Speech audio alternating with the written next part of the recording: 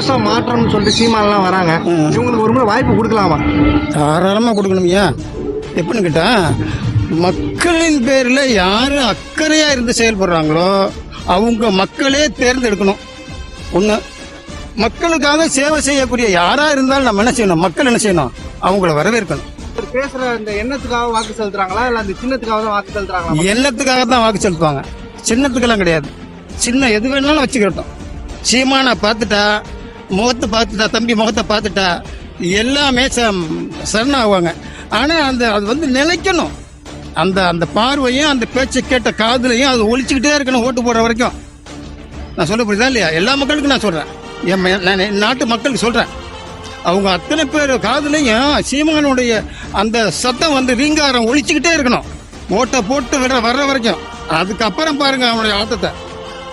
அவர் வந்து தமிழ்நாடு நல்லா இருக்கும்னு நினைக்கிறீங்களா? என்ன இப்படி சொல்லிட்டீங்க?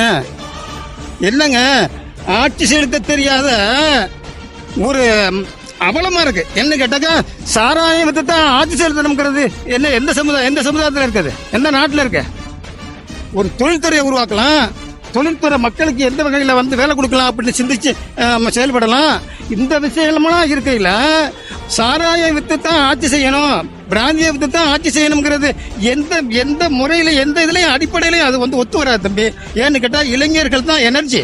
நாட்டுடைய முன்னேற்றத்துக்கு இளைஞர் தான் எனர்ஜி. அந்த எனர்ஜியை நம்ம அழிச்சிட்டா எப்படி நாடு முன்னேறும்? எந்த வகையில் நாடு முன்னேறும்? அது வந்து அந்த முறை சரிதானா? அது யாரோ நான் டிஎம்கே கட்சிக்காரன் தான், யாரா இருக்கட்டும், தப்பு தான் சொல்லுப்பதா.